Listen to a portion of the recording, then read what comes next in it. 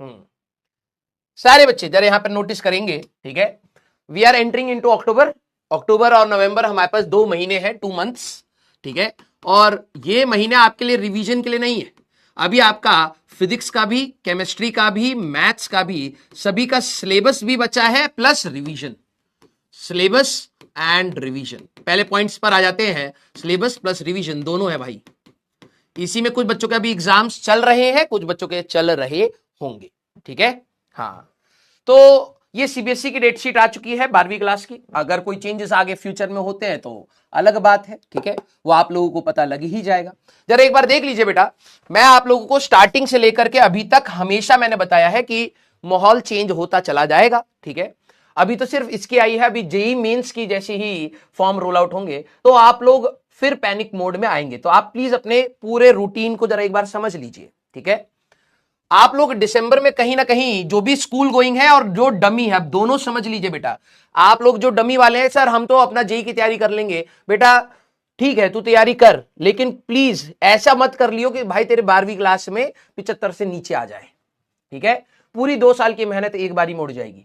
तो दिसंबर में आप लोगों का पहले ही लॉक इन कर रहा हूं कि भाई आपका जो दिसंबर है that will be in pre boards and practicals, ठीक है। डरने की बात नहीं है। अब कुछ बच्चे कहेंगे कि सर हमें डर लग रहा है, अभी बढ़ने वाला है ये चीज। अगर आप इसको अभी से कंट्रोल नहीं करेंगे, समझेंगे नहीं, प्लानिंग नहीं करेंगे, तो ये आप समझ लीजिए आप एक ऐसी सिचुएशन में जाएंगे जहां से आप चीजों को कंट्रोल नहीं कर पाएंगे।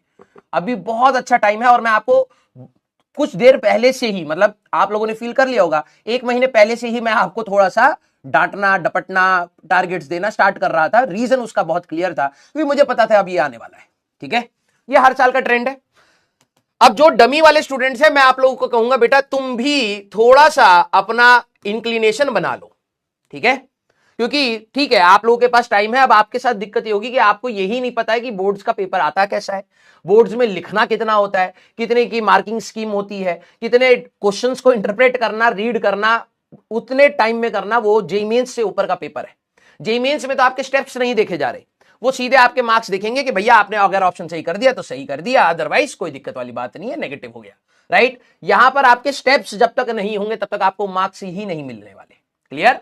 तो आप ये चीज समझिए, जितने भी डमी स्टूडेंट्स हैं, बट अब आप लोगों को भी थोड़ा सा सीरियस होना पड़ेगा, ठीक है। यस।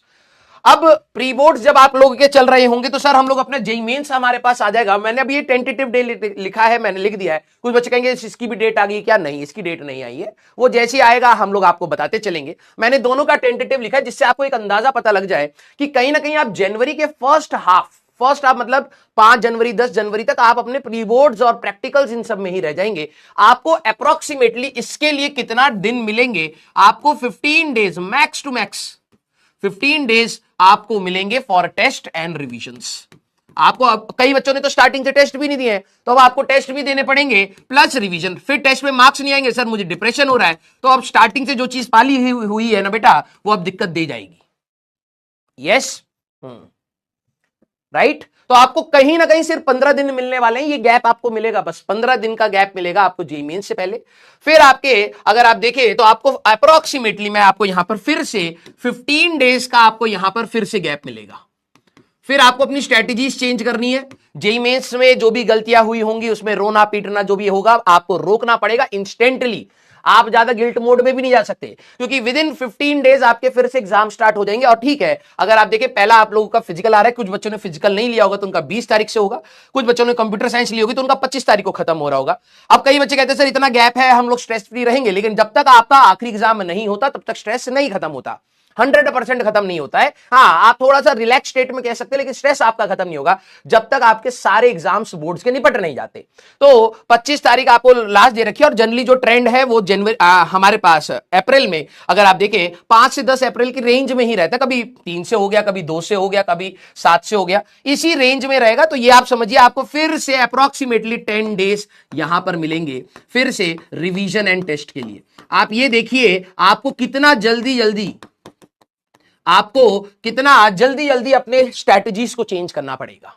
यस, हाँ, जिन लोगों का हिंदी है, जिन लोगों का एक्स्ट्रा और सब्जेक्ट्स हैं, आप प्लीज अपना देख लीजिए। अगर नॉर्मली बच्चे ये लेते हैं पीसीएम, इंग्लिश रहता है हमारे पास, फिजिकल या कंप्यूटर साइंस ये रहता है, जिनका हिंदी है और वो है प्लीज आप लोग उसको भी चेक कर लीजिएगा, ठीक है। हाँ, अब ओवरऑल मैं ये नहीं कह रहा हूं कि ये डेट शीट है, डेट शीट तो आपको मैं टेलीग्राम पर भी दे दूंगा, नहीं तो आप सीबीएसई की वेबसाइट पर जाकर के cbse.nic.in पर आप लोग जाकर के अपनी वेबसाइट उससे डाउनलोड कर लीजिएगा। एक 10th की मार्कशीट होगी, मतलब डेट शीट होगी, और एक 12th की होगी। 12th वाले में आप देख लीजिएगा आपके कौन कौन से कोड्स थे, उनका कौन कौन से एग्जाम हो रहा है, प्लीज उसको लिख लीजिएगा। प्लानिंग आप लोगों को यहीं से करनी पड़ेगी, ठीक है। मैं आप लोग के यहां पर, भाई ये पोल स्टार्ट नहीं किया था क्या तूने, कंटिन्यू कर दूं? यहां पे नोट 3 सिलेक्ट, भाई वो चला दियो यार, एसी थोड़ा ठंडा कर दे। अर्जुना ये कौन सा है हमारे पास, लक्ष्य जेई नीचे होगा,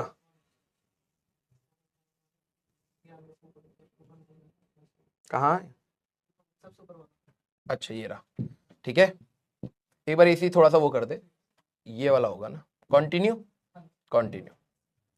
सारे बच्चे जरा यहां पर ध्यान से देखना, मैं इससे ज्यादा और नहीं बोलूंगा, ये धीरे धीरे हम लोग डिस्कस करेंगे ही करेंगे, ठीक है। लेकिन मैं ओवरऑल आपको ये बताना चाह भी रहा था, और अब आपके सामने एक प्रूफ भी आ गया है कि जो बच्चे ना, सीरियसली बता रहा हूं, जो एक्सक्यूज अभी भी बनाएंगे ना बेटा, बहुत बुरी प्रॉब्लम में फंसोगे, बहुत बुरी प्रॉब्लम में फंसोगे। आपके साथ टीचर्स भी हैं, आपके साथ आपके पेरेंट्स भी खड़े हैं, बस आपको अपने लिए खड़ा होना पड़ेगा। प्रॉब्लम यह है कि आप चाहते हैं हर कोई खड़ा रहे, लेकिन आप नहीं करना चाहते, तो एट द एंड आप ही को एग्जाम देना, आपको समझ आ जाएगी सिचुएशन कैसे खराब हो रही है, ठीक है। मैं किस चीज के लिए कंसर्न हूं वो मैं आपको अभी बता रहा हूं। मेरे दिमाग में ये है क्योंकि देखो भाई, नवंबर तक कहीं ना कहीं आपके सिलेबस वाले चीजें चलती रहेंगी। हमें किन किन चीजों पर ध्यान रखना है, दैट इज दिसंबर। मैं आपको स्टार्टिंग से बोल रहा हूं, दिसंबर में हमारे बैच में ऐसा नहीं है कि क्लासेस नहीं हो रही होंगी। दिसंबर में हमारा क्लास 11th का रिवीजन चलेगा, क्लास 11th रिवीजन। आप ये समझिए, आपको कहीं क्रैश कोर्स लेने की जरूरत नहीं है, एक क्रैश कोर्स टाइप का आपको अच्छा खासा कंटेंट वाला मिलेगा। अब प्रॉब्लम यह है कि उस क्रैश कोर्स में आप ये क्रैश कोर्स ही समझिएगा, क्योंकि अप्रोक्सीमेटली 40-45 डेज के अंदर आपको पूरा 11th कंप्लीट करा जाएगा। अगर आप नॉर्मली क्रैश कोर्स की बात करते हैं तो 60-65 डेज में 11th एंड 12th कराई जाती है, ठीक है। तो आपको टेंटेटिव उतना ही टाइम मिल रहा है जो एक क्रैश कोर्स का रहता है, और अच्छा खासा हम लोग कंटेंट करा देंगे उसमें, इसकी मैं गारंटी ले रहा हूं। तो 2 आवर्स प्लस 2 आवर्स, 6 आवर्स आपके लेक्चर्स आने वाले हैं। 2 घंटा फिजिक्स, 2 घंटा केमिस्ट्री, 2 घंटा मैथ्स, फॉर श्योर आपको लेक्चर्स आने वाले हैं। आप ये मत सोचना सर 1-1 घंटे का पढ़ा दो, उससे क्वेश्चंस में हम लोग कन्वर्ट नहीं कर पाएंगे। इतना हमें भी टाइम चाहिए किसी चीज को रिवाइज कराने में, या रिकॉल कराने में, या समझाने में। 6 घंटा आपका ये हो गया। इस पे आप ये मान के चलिए कि आपके 4 घंटे तो मिनिमम, मैं आपको कह रहा हूं, प्रैक्टिस देना पड़ेगा, मिनिमम है। हो सकता है कुछ बच्चे 6 घंटे तक ले जाएं, तो 12 घंटे तो आपके 11th लेकर के चला गया।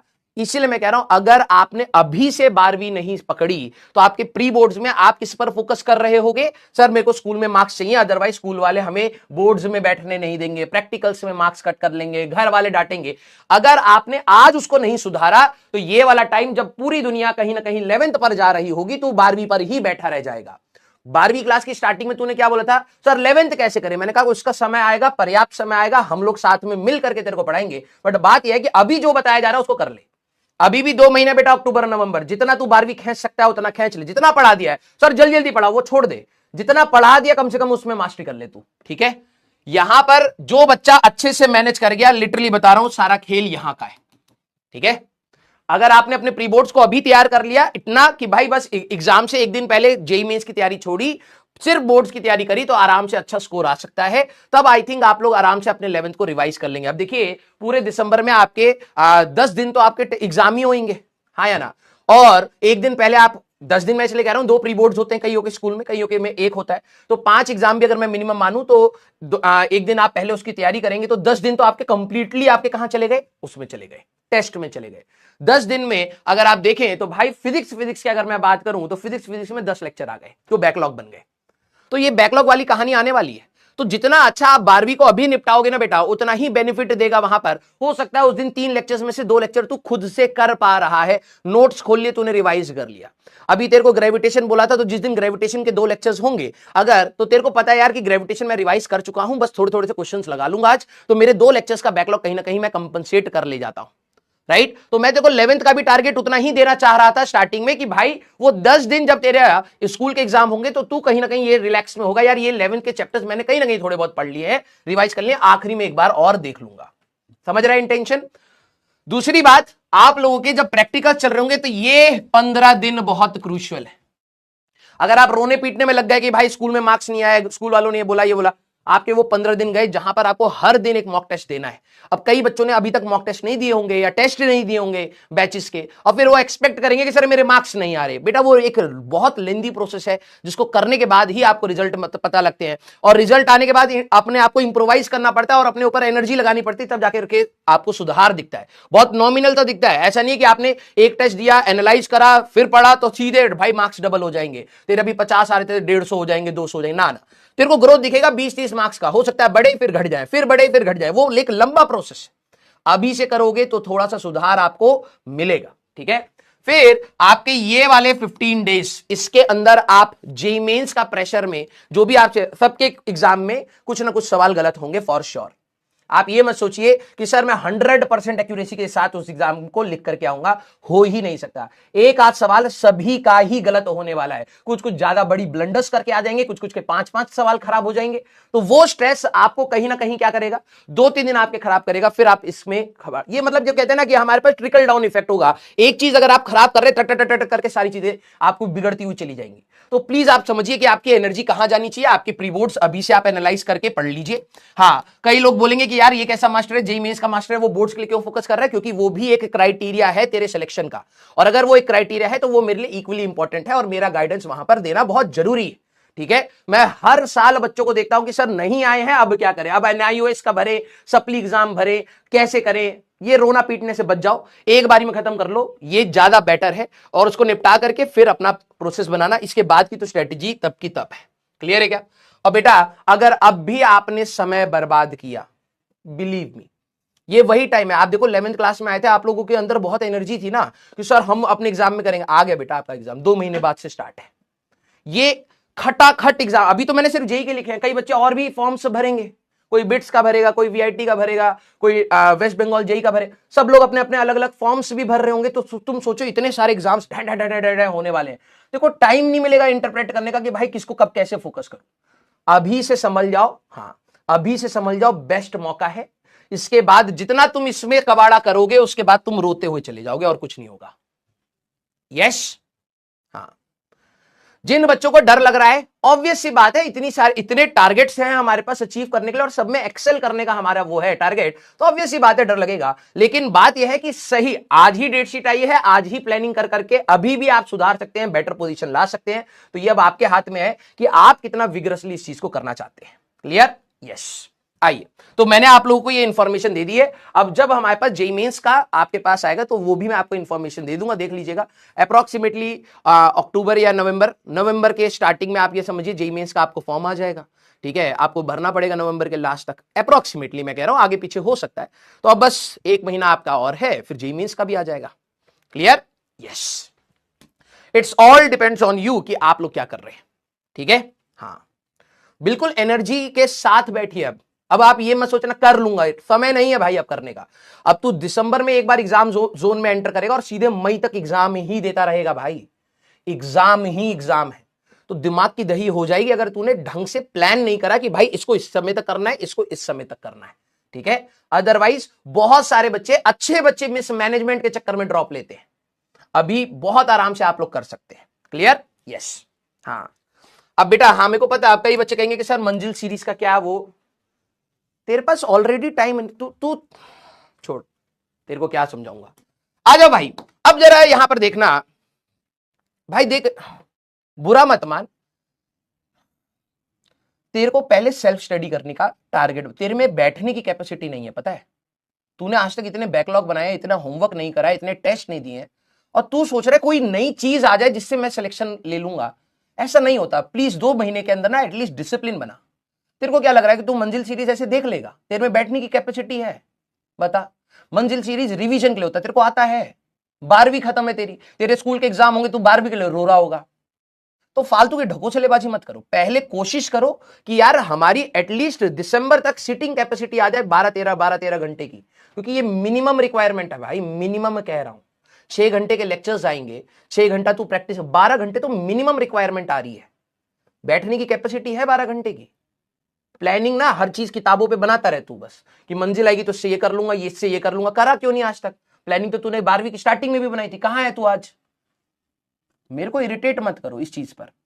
फालतू की स्ट्रेटेजीज नहीं, बस ये देख लो कि हाँ टेंटेटिव ये चीजें आने वाली हैं, उसके हिसाब से प्लानिंग करो। मैंने कहा अपनी प्लीज सिटिंग कैपेसिटी बनाइए, आप बैठिए 14-14 घंटे। अब जिस दिन बैठना स्टार्ट कर दोगे ना, तब पता लगेगा कि भाई उसको उस 14 घंटे को थ्रू आउट कंटिन्यू करना 1 महीना कितना कठिन होता है। ठीक है, पहले उस सिचुएशन में आइए, फिर बनाना स्ट्रेटेजी। बैठने की हाल 5 घंटे की नहीं है, हर 2 घंटे में तेरे को फोन चाहिए, और तू कह रहा है कि सर मेरे को ना एक ऐसा चीज बता दो जिससे सिलेक्शन हो जाए। सिलेक्शन तेरी मेहनत से होगा, करके देख। ठीक है, सिर्फ लेक्चर डिपेंडेंस मत रखिए प्लीज, अपना थॉट प्रोसेस इनिशिएट करिए। और अगर आपको सही में अच्छे लोगों की भीड़ में बैठना है अच्छे कॉलेज में, तो इस टाइप का एटीट्यूड मत रखिए। ठीक है, प्लीज अपनी मेहनत को इंक्रीज करिए।